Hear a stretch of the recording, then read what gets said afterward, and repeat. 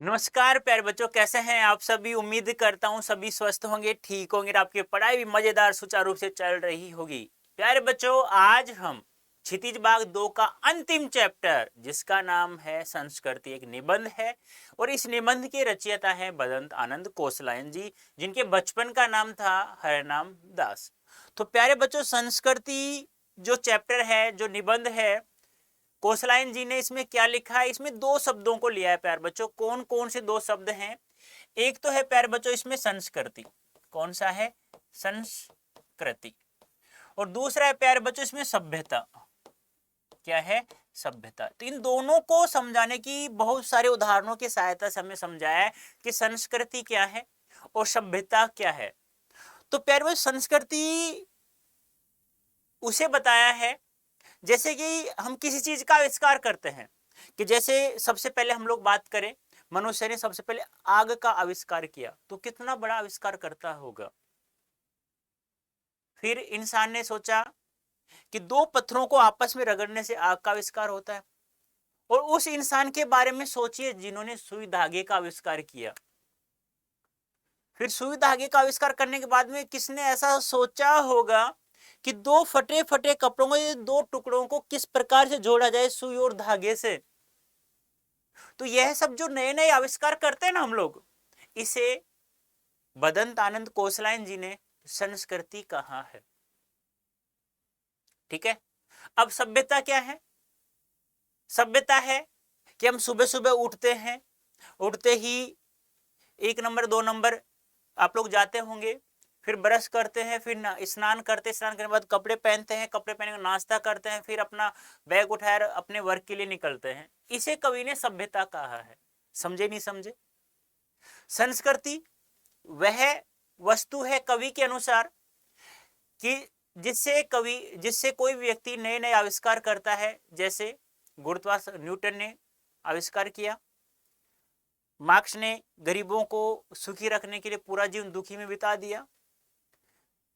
ऐसे ही रूस के जन्मदाता लेनिन के बारे में बताया गया है। यानी कि जो भी कोई भी इंसान जो नए नए आविष्कार करता है उसे संस्कृति कहा है। और ये संस्कृति या आविष्कार कौन करता है? एक संस्कृत व्यक्ति करता है। यानी कि ऐसा नहीं कि जिसने आग का आविष्कार किया उसके पुत्रों को वह जो उपाधि थी, वह जो उसने जो कार्य किया आग का, तो वह उसे पिता के स्वरूप जायदाद के रूप में मिल गई, तो उसे संस्कृत व्यक्ति नहीं कहेंगे हम लोग। उसे कहेंगे जिसने नया आविष्कार किया है। समझ रहे हो ना? यानी किसी भी चीज का नया आविष्कार करना जो पहले से मौजूद नहीं था हमारे सामने, उसको नया आविष्कार कर देना, कोई नई वस्तु सामने ला देना, कोई नया कार्य सामने ला देना, वह संस्कृति कहलाती है।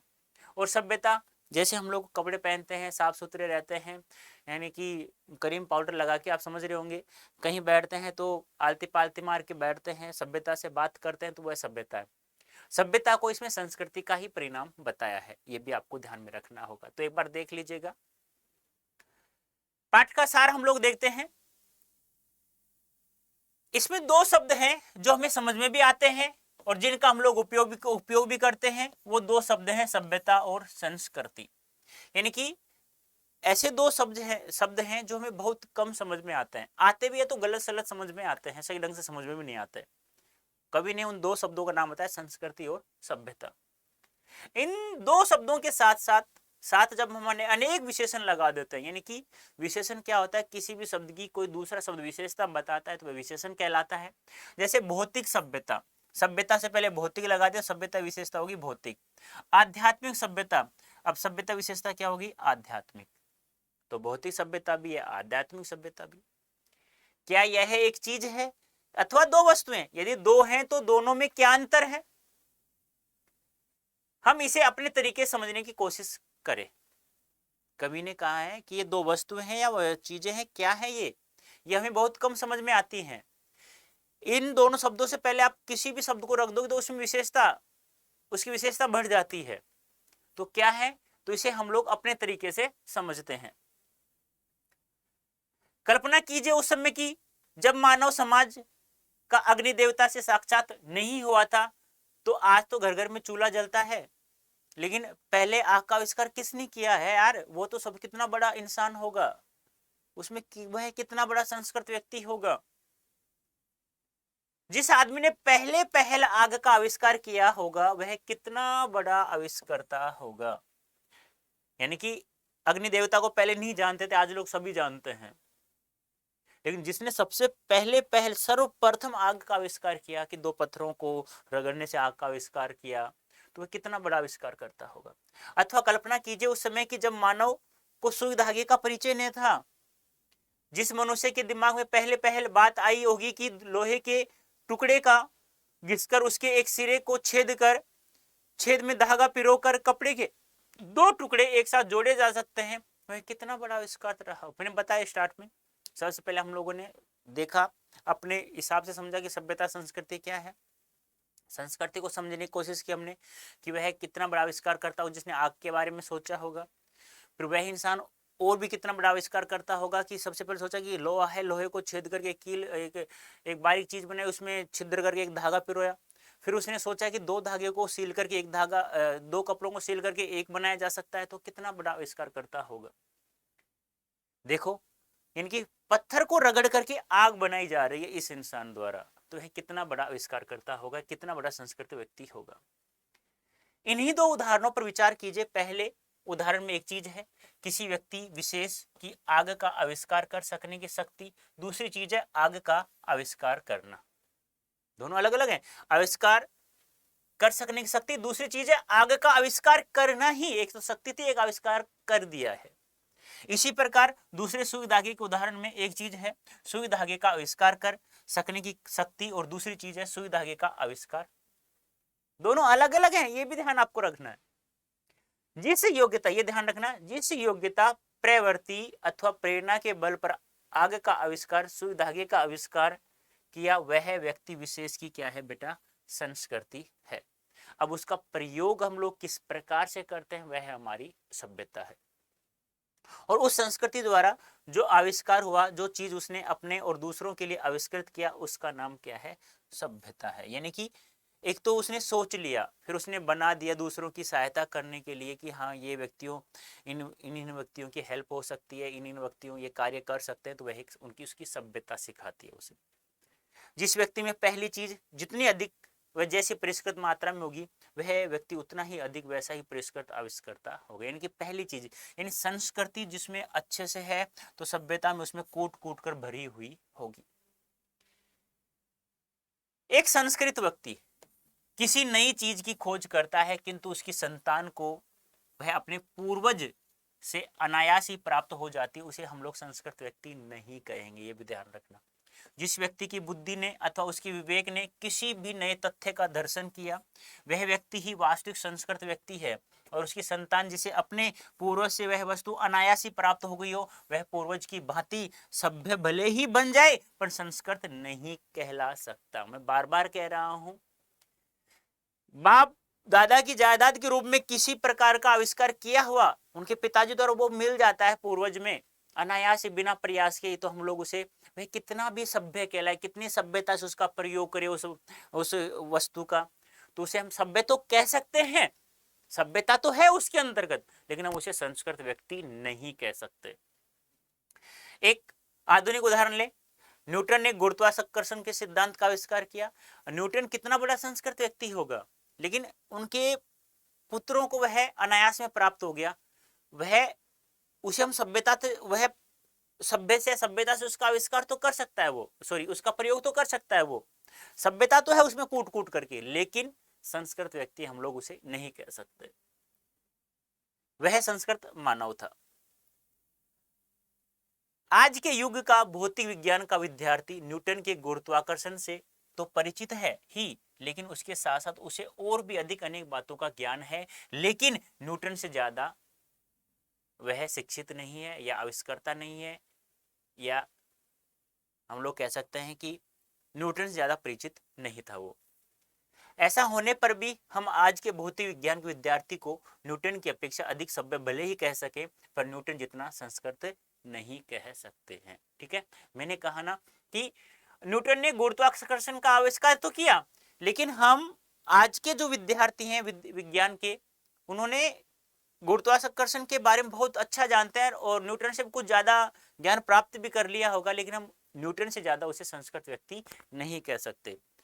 अरे आग से आज क्या क्या होता है, क्या क्या नहीं, किसी ने आग से क्या क्या बनाया होगा, कुछ कुछ सीखा होगा, लेकिन फिर भी जिस व्यक्ति ने सबसे पहले आग का आविष्कार किया, उससे ज्यादा उसे संस्कृत व्यक्ति हम लोग आज वाले को नहीं कह सकते। वही था, पहले था जो था, उसने सोचा यार, फिर उसने आविष्कार भी किया है लोगों के लिए, और किस प्रकार से प्रयोग किया जाए वह उसने सिखाया भी है। तो संस्कृत भी उसमें कूट कूट के भरी हुई थी और सभ्यता भी उसमें कूट कूट के भरी हुई थी।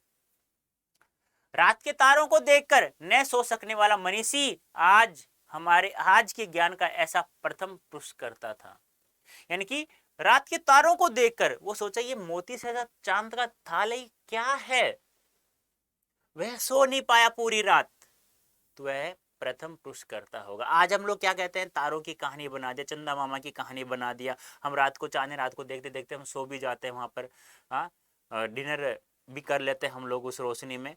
तो हम आज की इसे हम सभ्यता कह सकते हैं, संस्कृति नहीं कह सकते। भौतिक प्रेरणा, ज्ञानेप्सा, ये ध्यान रखना, भौतिक प्रेरणा और ज्ञानेप्सा, ज्ञान की इच्छा, क्या ये दो ही मानव संस्कृति के माता पिता हैं? मानव संस्कृति के माता पिता किस किस बताया? भौतिक और ज्ञानेप्सा। ज्ञानेप्सा ध्यान रखना, ज्ञान धन इप्सा, ज्ञान धन इप्सा। मुंह में कोर डालने के लिए जो अपने मुंह का कोर, दूसरों कोर क्या होता है, एन्नी वाला खाना जिसे हम कह सकते हैं, यानी कि अपना खाना है। मैंने देखा बाहर एक लड़का बैठा हुआ है, भूखा है और उसे खाना प्राप्त नहीं हो रहा, मैं तो चलो मेरा आज नहीं खाऊंगा तो मैं चल जाएगा मेरा काम, तो मैंने अपना कोर, अपना जो निवाला था, अपना खाना था, मैंने बाहर वाले व्यक्ति को मैंने दे दिया, तो वो बात बताई गई है, कोर वो होता है। उसको यह बात क्यों और कैसे सूझती है? रोगी बच्चे को सारी रात गोद में लिए जो माता बैठी रहती है, वह आखिर ऐसा क्यों करती है? सुनते हैं कि रूस का भाग्य विधाता लेनिन अपनी डेस्क में रखे हुए डबल रोटी के सूखे टुकड़े स्वयं ने खाकर दूसरों को खिला दिया करता था। ऐसा क्यों करता है? क्या है वो? संस्कृति है, सभ्यता है? वह आखिर ऐसा क्यों करता है? संसार के मजदूरों को सुखी देखने का सपना देखते हुए कार्ल मार्क्स अपना पूरा जीवन दुखी में बिताया। और इन सबसे बढ़कर आज नहीं, आज से 2500 वर्ष पूर्व सिद्धार्थ ने अपना घर इसलिए त्याग दिया कि किसी तरह तृष्णा से वशीभूत लड़ती कटती मानवता सुख से रह सके। यानी कि जिन इंसानों ने सबसे पहले किया, रूस के भाग्य विधाता लेनिन का नाम आया, कार्ल मार्क्स मजदूरों को सुखी देखने के लिए दुखी में जीवन बिताया, सिद्धार्थ अपना घर छोड़ दिया कि तृष्णा से लोग वशीभूत होकर के फिर वो सुखी से रह सके, है। तो ये सब क्या है? आविष्कर्ता हैं, ये इनके पास संस्कृति है, ये संस्कृति कहलाती है। ये मतलब इन्हें हम सबसे अच्छा, सबसे बड़ा संस्कृत व्यक्ति हम लोग कह सकते हैं। इनसे बड़ा ना तो हुआ है ना कभी होगा, चाहे इनसे ज्यादा ही ज्ञान तुम्हें क्यों नहीं प्राप्त कर लो तुम लोग। देखो, ध्यान रखना बहुत महत्वपूर्ण है।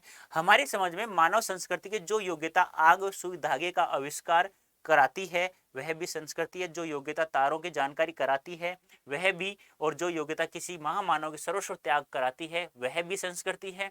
और यानी संस्कृति क्या होगी? आविष्कार करता हो गई, त्यागना, आविष्कार। देखो इन्होंने सुख दे त्याग दिया कार्ल मार्क्स ने, भाग्य विधाता ने अपनी भूख त्याग दी, लेनिन रूस का भाग्य विधाता है, सिद्धार्थ ने अपना घर त्याग दिया, तो ये संस्कृति है। सभ्यता क्या है? सभ्यता है संस्कृति का परिणाम। संस्कृति के परिणाम को क्या कहा जाता है? सभ्यता। हमारे खाने पानी के तरीके सभ्यता है भाई, हमारे ओढ़ने पहनने के तरीके सभ्यता है भाई, हमारे गमनागमन के साधन, आने जाने के साधन सभ्यता है, हमारे परस्पर कट मरने के तरीके सभ्यता है हमारी, यह सब हमारी सभ्यता है। पैंट है, पैंट नीचे पहन, मैं कल ऊपर पहन लूं, अरे ये कौन सी सभ्यता होगी तुम्हारी? तुम्हारे माता पिता ने तुम्हें यह भी नहीं सिखाया। कोई बच्चा है मान लो अध्यापक के सामने बोल रहा है तो कहते ना ये क्या सभ्यता है तुम्हारी? तुम्हारे माता पिता ने यही सिखाया है। डांटते ना टीचर्स, मैं नहीं डांटता, कभी तुम बोलो सर डांट रहे हैं हमें, नहीं, इतने प्यारे प्यारे बच्चों को मैं डांट सकता हूँ क्या? जो समय पर, जब हम जो भी समय पर देते हैं आपको सेशन, आप आ जाते हो, ईमानदारी से पढ़ाई करते हो, मैं आपको दिखता हूँ, केवल आपके सामने भी नहीं हूँ, आप मेरे सामने नहीं हो, आप मुझे दिखाई नहीं दे रहे हो, फिर आप शांति से चुपचाप पढ़ रहे हो। यार आपसे अच्छे कोई बच्चे हो सकते हैं क्या? नहीं प्यारे बच्चों, बस आप तो ये है ना, ये वर्ड्स, ये है ना, ये आप में कूट कूट कर भरी होनी चाहिए और इसके साथ में इसको जोड़ दो तो सोने पे सुहागा, 4 चांद लग जाएंगे आपकी पढ़ाई में। बस ये ध्यान रखना, ईमानदारी से पढ़ाई करना और पेपर को हल करो तो धैर्य रखना, कहीं पे कुछ भी हो तो धैर्य रखना बस। तो सभ्यता संस्कृति समझ में आ गई। संस्कृति के नाम से जिस कूड़े करकट के ढेर का बोध होता है वह न संस्कृति है और न रक्षणीय वस्तु। यानी कूड़े करकट, संस्कृति नाम जो कूड़ा करकट हमका ढेर कर देते हैं ना तो वो सभ्यता है और नहीं वह संस्कृति, नहीं वह रक्षा करने की वस्तु है। क्षण क्षण परिवर्तन होने वाले संसार में किसी भी चीज को पकड़ बैठा नहीं जा सकता, ये भी आपको ध्यान में रखना है। मानव ने जब जब प्रज्ञा और मैत्री, प्रज्ञा बुद्धि, मैत्री मित्रता भाव से किसी नए तथ्य का दर्शन किया। ध्यान रखना, प्रज्ञा क्या होती है, बुद्धि को कहा जाता है, और मैत्री होती है मित्रता। ठीक है, किसी नए तथ्य का दर्शन किया है तो वह उसने कोई वस्तु नहीं देखी जिसकी रक्षा के लिए दल बंदियों की जरूरत है। मानव संस्कृति एक अविभाज्य वस्तु है। ध्यान रखना, संस्कृति को हम लोग तोड़ नहीं सकते हैं, अविभाज्य। ध्यान रखना, अधन विभाज्य, विभाजित यानी टुकड़ा करना, और यानी नहीं, जिसका टुकड़ा नहीं कर सकते वह क्या है, संस्कृति है। और उसमें जितना अंश कल्याण का है वह अकल्याणकार है, अकल्याणकर की अपेक्षा श्रेष्ठ ही नहीं स्थायी भी है। ये भी आपको ध्यान रखना है। प्रत्येक चीज हमेशा ध्यान रखना, जो चीज जिसके लिए कल्याणकारी नहीं है उसे हमें कार्य नहीं करना चाहिए, वह हमारी सभ्यता भी नहीं है ना हमारी संस्कृति है। तो प्यारे बच्चों, इसमें 2 शब्द थे। कवि ने कहा कि 2 शब्द हैं जो हमें बिल्कुल समझ में नहीं आते हैं और आते भी हैं तो बिल्कुल कम समझ में आते हैं। उन 2 का नाम है संस्कृति और सभ्यता। तो कवि ने कहा है कि चलो ठीक है, मैं अपनी तरीके से या आप अपनी तरीके से आप इसे समझिए। तो उन्होंने कहा है कि जिसने सबसे पहले जो भी त्याग दिया है, सिद्धार्थ ने घर त्यागा, सिद्धार्थ ने घर त्यागा ना, त्याग दिया था 2,500 वर्ष पूर्व। मार्क्स ने मजदूरों को सुखी देखने के लिए खुद जीवन में दुख से जिया, पूरा जीवन दुखी से व्यतीत किया। रूस के जन्मदाता लेनिन जो ब्रेड के सूखे टुकड़े थे स्वयं न खाकर दूसरों को दिया, अपनी भूख को त्याग दिया। तो ये इंसान है जो आग का आविष्कार करता है, सुई धागे का आविष्कार करता है। यह सब हमारी संस्कृति कहलाती है।